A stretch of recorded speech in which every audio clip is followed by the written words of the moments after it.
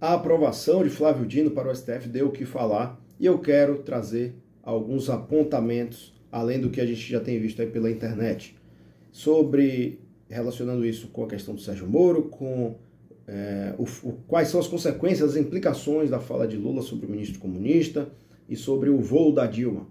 E, claro, que eu vou iniciar falando que quando houve um apoio, algum ainda que tímido, apoio popular à eleição de Lula para a presidência, para retornar à presidência da República, dando ar de legitimidade ao anúncio feito pelo Tribunal Superior Eleitoral sobre o resultado da eleição, pelo tribunal mencionado, dirigida. Então, essas pessoas da Isentolândia, que assim defenderam e apoiaram, ainda que timidamente, o retorno do descondenado, tinha-se que pensar que além do descondenado, também viria uma facção inteira junto com ele, porque ninguém governa sozinho, ele vai montar ministérios, vai distribuir aproximadamente 30 mil cargos na União, e na verdade esses cargos já estavam ocupados, porque não é tão fácil tirar todos esses cargos, então nem Temer e Bolsonaro não conseguiram tirar o pessoal do partido, da facção de Lula que lá estava. E isso serviu inclusive para minar muitas vezes a atuação política, segundo me parece. Bom, mas o Flávio Dino para o STF, assim como o Zanin, é uma consequência, uma das inúmeras, das milhares de consequências. Então não dá primeiro para falar que tanto faz escolher Lula ou outro, que no caso ali era o Jair Bolsonaro. Não, cada pessoa vai ter uma forma de conduzir e cada pessoa tem um grupo que está ali envolvido. Então não vota só naquele cabeça de chapa, né? Então essa escolha primeiro já estava clara que iria acontecer. O Flávio Dino realmente reúne as credenciais necessárias para aquele governo petista, como, por exemplo, entrar na favela do Rio de Janeiro, recepcionar a chamada dama do tráfico no ministério, né? Aí nesse aspecto eu quero citar o Sérgio Moro. O que ele fala e dá risada ali com o Flávio Dino, e depois aquela mensagem que foi mencionada na notícia do Estadão, mostram que existe um medo. E aí eu lembro a vocês daquela notícia de que estavam tentando sequestrar Sérgio Moro e a sua família. Isso é de meter medo. E era vinculado, a ideia ali era que era vinculado ao PCC, segundo foi noticiado. Então, vem aí mais uma suspeita, alguma suspeita sobre alguma relação entre um ministro que recebe a dama do tráfico e entra. Será que podemos traçar essa relação? Eu fiquei com essa dúvida. Bom, mas deixando essa parte de Sérgio Moro de lado, apesar de que se foi pelo medo, se ele votou em Flávio Dino por medo, o voto foi secreto ao princípio, mas ao que parece ele votou. E se ele votou por medo, então significa que esse voto dele não foi um voto independente, portanto deveria ser anulado. É um voto mediante coação. Ele como parlamentar, inclusive, ficaria numa situação delicada, né? Perdendo ali assim tanto o apoio de um lado e de outro, como também perdendo sua independência. E não significa que ele esteja a salvo de qualquer vingança que venha do lado de lá. Bom, mas o Lula fez uma fala dizendo que finalmente emocionado, disse que um ministro comunista agora finalmente chegou no STF, mas o detalhe é que ninguém percebeu. Primeiro já é de espantar quando ele fala ministro comunista, porque comunismo, ele é um regime totalitário que é antagônico à cláusula constitucional que fala sobre pluralismo político. Só que o maior problema de todos, esse é um grande problema constitucional, de índole constitucional, inclusive para que ele deveria ter dito antes, porque o Lula só falou isso depois, né? Mas o problema foi o complemento utilizado. Ele disse o ministro comunista com as qualidades do Flávio Dino. Então não significa que só tem esse ministro comunista. Afinal, por exemplo, Luiz Edson Fachin, do MST, advogado do MST, ele não poderia dizer que não é comunista, né? E os outros, quase todos foram indicados pelo próprio Partido dos Trabalhadores. Então, reputação ilibada e notável saber jurídico é pré-requisito para que eles estejam lá. Ser ministro comunista também não é uma excepcionalidade do Flávio Dino dentre os ministros do STF.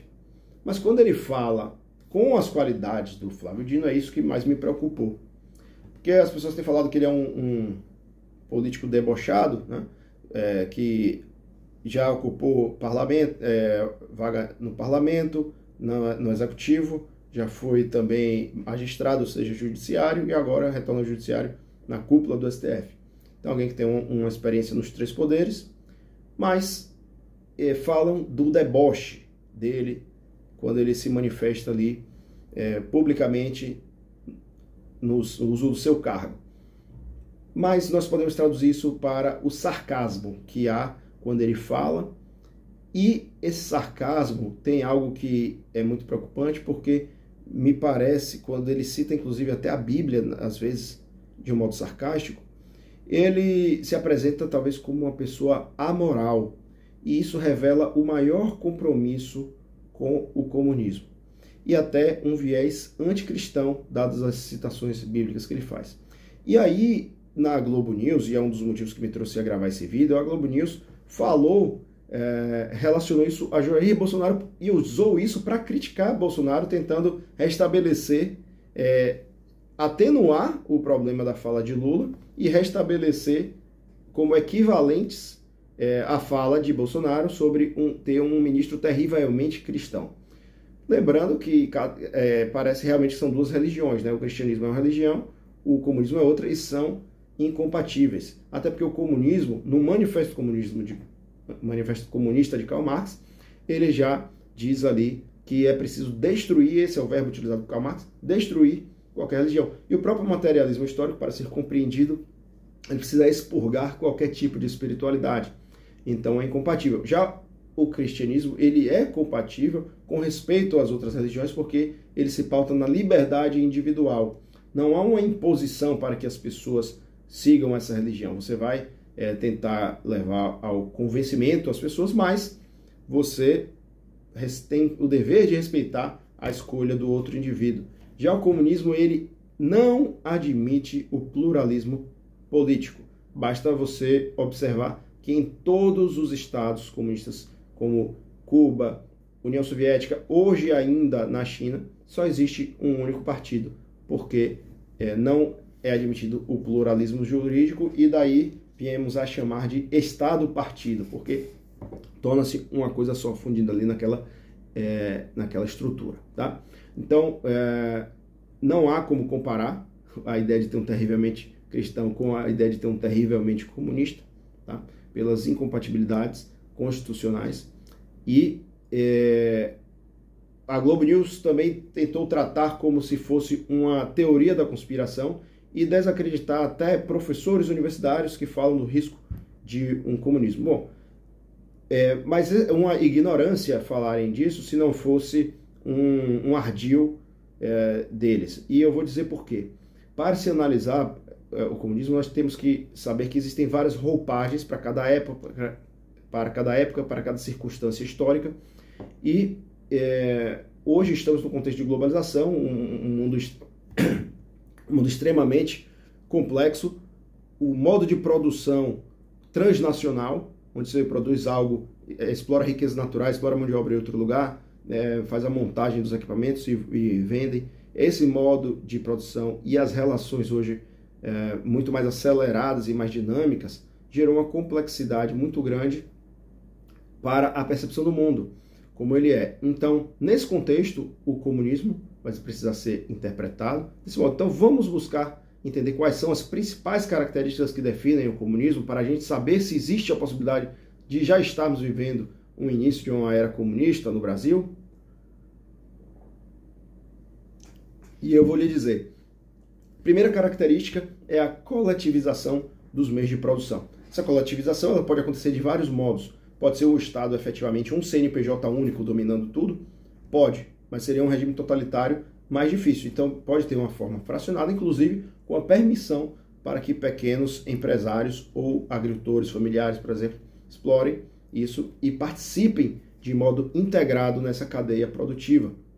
Mas essa coletivização, considerando ainda o contexto internacional, ela pode acontecer de várias formas. O que vai depender é da forma de intervenção estatal nessa propriedade privada e também no direcionamento, nas limitações. Agora, inclusive, a fala da ecologia, que é algo importante, cuidar da natureza, evitar a degradação ambiental, no entanto, pode ser utilizado também para justificar intervenções estatais e, assim, gerar uma coletivização como uma expropriação gradativa da propriedade privada.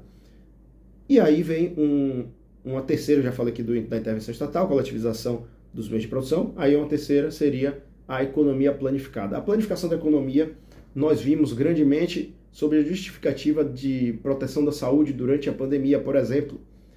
Então, quanto maior a intervenção estatal, veja que são coisas interligadas, e maior a planificação, maior também é o grau de aproximação com o comunismo.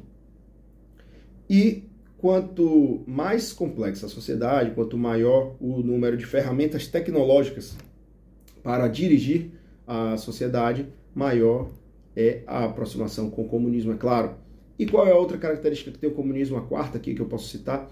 A mudança, a subversão do conceito de direitos fundamentais. Direitos fundamentais sempre veio dos direitos naturais, né? Aqueles direitos que são inerentes à natureza humana. O simples fato de você ser humano lhe faz se detentor desses direitos fundamentais. Como a intervenção do Estado ela passa a ser muito abrupta contra o indivíduo, não é possível admitir mais essa concepção humanista. Ou seja, você tira da centralidade do sistema de direitos fundamentais o Estado, e aí você vai o indivíduo e passa a colocar o Estado, e para ficar de um modo ainda mais atenuado, você vai se referir à sociedade. Então você substitui os direitos fundamentais de primeira dimensão, que são as liberdades, principalmente vida e liberdade, e você coloca as várias formas de liberdade, né, que são a liberdade, o liberalismo político, as liberdades de cidadania, a liberdade de consciência, de expressão, de opinião, de manifestação do pensamento, né? E você substitui todas essas formas de liberdade, que são os direitos mais importantes que existem, são até superiores à vida, porque a vida só tem sentido se você tiver a liberdade de agir. É claro que existem limites, inclusive naturais, etc. E aquela questão da liberdade sua terminal, onde inicia a liberdade do outro, etc.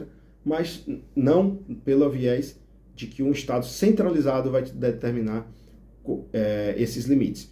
Então, esses direitos de primeira dimensão são substituídos pelos direitos sociais, que seria saúde, educação, tudo isso que a gente fala de modo quase poético. Moradia, né? Moradia é importante citar também, para mais adiante eu trazer um exemplo para vocês.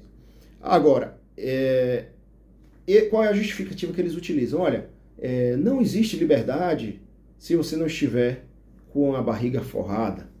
Não existe liberdade se você não tiver uma boa saúde. Porque como é que você vai exercer aquilo? Então, vem os programas sociais para falar, olha, vamos fazer uma redistribuição de renda, vamos deixar todo mundo vivendo bem. Mas quem é que está promovendo isso? Primeiro que não é a própria sociedade, vai ser uma cúpula dirigente do Estado que vai fazer isso? Será que vão fazer isso efetivamente? Ou será que eles vão utilizar desses meios para fazer um grande voo em primeira classe como presidente de banco, ou fazer associações criminosas que serão condenadas como Mensalão, Petrolão e tantos outros casos de corrupção, né? Bom, e nesses programas sociais aqui, as pessoas podem pensar, não existe risco de comunismo porque nós estamos vendo o grande capital avançando. Mas olha, quem disse que é incompatível o grande capital globalizado com esses sistemas de programas sociais? Nós vimos aqui um traço muito próximo do comunismo com o fascismo. Na economia fascista ficou com um grande exemplo, e nos primeiros governos do PT no Brasil também. O Paulo Guedes chegava a se referir como os campeões nacionais. Ele criticava esse modelo em que algumas poucas empresas vinculavam ao governo com suas parcerias públicas e parcerias público-privadas e conseguiam ganhar muito dinheiro com isso, porque o Estado contrata, paga a essas empresas, e essas empresas passam a fazer, por exemplo, Minha Casa Minha Vida. Então, algumas poucas empresas exploram esse mercado e ganham dinheiro ali, e levam o produto da moradia para aquelas pessoas de baixa renda. Então, falando que estão fazendo distribuição de renda, na verdade estão pegando a renda e aumentando a concentração de renda, levando para as grandes empresas. A mesma coisa acontece com o Bolsa Família. Com o Bolsa Família, vou trazer aqui um exemplo em que o Walmart, por exemplo, ele criou um mercado fluvial que nos rios da Amazônia eles passavam e iam vendendo para as populações ribeirinhas que usavam o Bolsa Família, que o dinheiro que saiu dos impostos para o Estado para o Bolsa Família, para essas pessoas que antes viviam com uma qualidade nutricional melhor, porque colhiam da terra e viviam, agora eles passam a consumir, transferindo esse dinheiro para essas grandes empresas, que é quem vai embolsar o valor. Então, o grande capital globalizado se aproveita, ou também os campeões nacionais, se aproveitam dessas parcerias público-privadas para se enriquecer, aumentando assim a concentração de renda.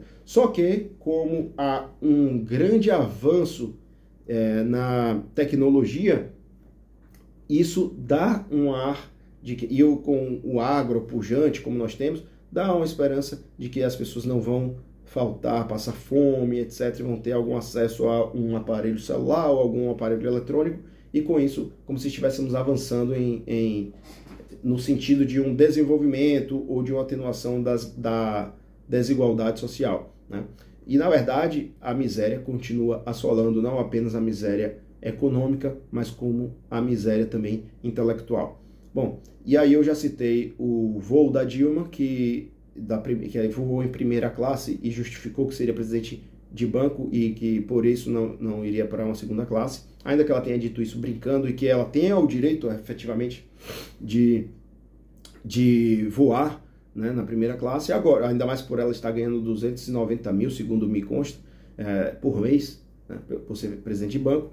Mas o que parece um pouco incompatível, o Nicolas Ferreira falou muito bem sobre a questão dela antes ter sido acusada, né, de ter sido assaltante de banco e agora é presidente de banco, ainda que não seja um banco privado, que seja o BRICS. Então, mas o problema é que se ela se diz comunista, e o Lula já se diz comunista, e elogia o Flávio Dino por ser comunista, e Dilma que indicou o Luiz Edson Fachin também, o advogado do MST, né, etc. E então existe alguma incoerência, né, porque ela não está ganhando 290 mil, sendo presidente de banco, ela não está ali seguindo o sentido da concentração de renda, e a primeira classe é um fato, que ainda que ela tenha dito brincando, mas é um fato de que ela estava na primeira classe. Então, ela está saindo do convívio popular, está agindo de modo contrário à ideia de igualdade que ela defende, para gozar dos privilégios desse grande capital que causaria uma opressão à grande população. Então, ela seria uma opressora, né? Mas não apenas Dilma, a gente pode olhar as comitivas do Lula, e essas comitivas absurdas que ele tem feito, levando milhares de pessoas, eu acho que foram 1.336 pessoas agora na última comitiva dele, e quantos milhões estão sendo gastos do dinheiro público? Será que precisava realmente de tanta gente para essas comitivas? Enfim, então nós vimos que essa indicação do Flávio Dino apenas nos ajuda a enxergar algo. Fiquei muito decepcionado, porque eu achei que não poderia ser pior, mas nada é tão ruim que não possa piorar. E aí, quando eu vi um vídeo da Globo News defendendo, tentando justificar, ou tentando algo assim realmente estarrecedor, e ver pessoas que apoiaram, o pessoal da Isentolândia apoiando esse governo, e agora estamos vendo as consequências, porque não foi apenas o Lula, mas Lula e toda a sua facção, né? Mas, como eu disse, cada um com a sua religião, né? Alguns são cristãos, alguns são comunistas, outros são outras religiões, mas, infelizmente, o comunismo ele vem para impedir qualquer pessoa que tenha qualquer religião e qualquer ideologia política que não seja comunista. Então, que Deus abençoe o nosso Brasil e aponte novos caminhos para que a gente consiga reverter essa situação que está cada vez mais difícil. Mas, enfim, vamos lá, continuar torcendo pelo nosso Brasil. Um abraço a todos.